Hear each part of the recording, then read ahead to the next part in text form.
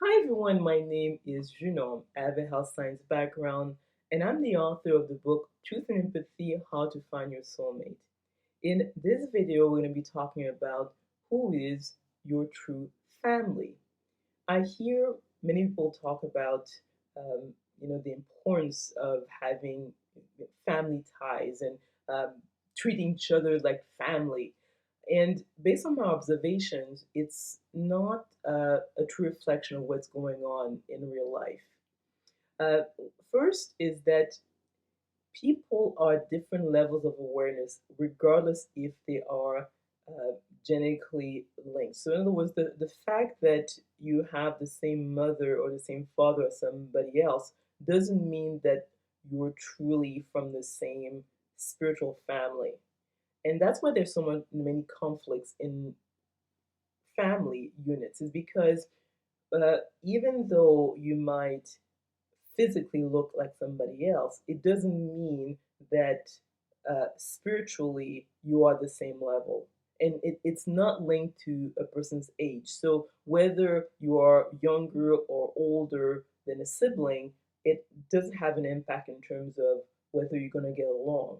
And even in look at, let's say, identical twins, I know identical twins who don't even like each other. How's that possible? I mean, you have the same DNA brought up together, experience, the same life. So the fact that you have the same genetic background and you're exposed to the same environment doesn't mean that you will get along because uh, based on what I've seen is that each person is when they are born at a certain level of awareness that is not linked to their parents or their siblings or even in terms of their environment. And long term, they start showing these traits that are not linked to, you know, factors around them.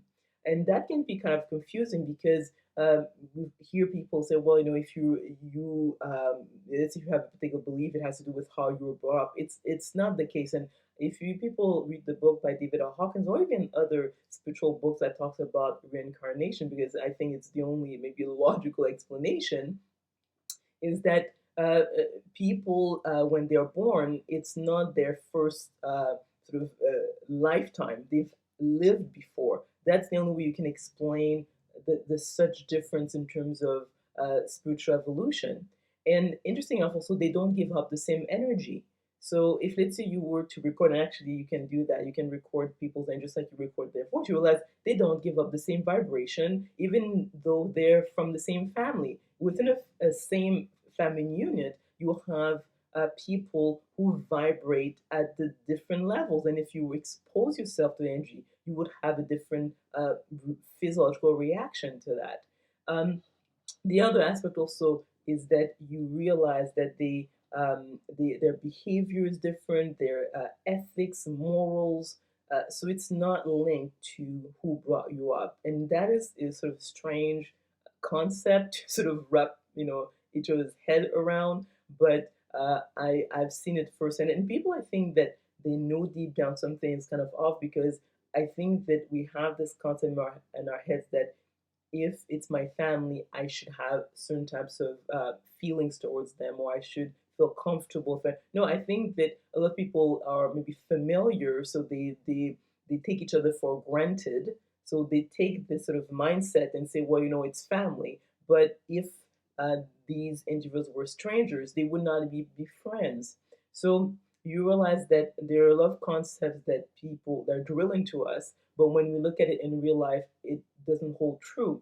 And interesting enough, you could meet someone who's halfway, around the world, who was, brought up by different, family members, and they had a different education, spoke a different language, had a different religion, different ethnicity, and you get along very well with them, and they feel a lot more like family than your biological, parents and siblings.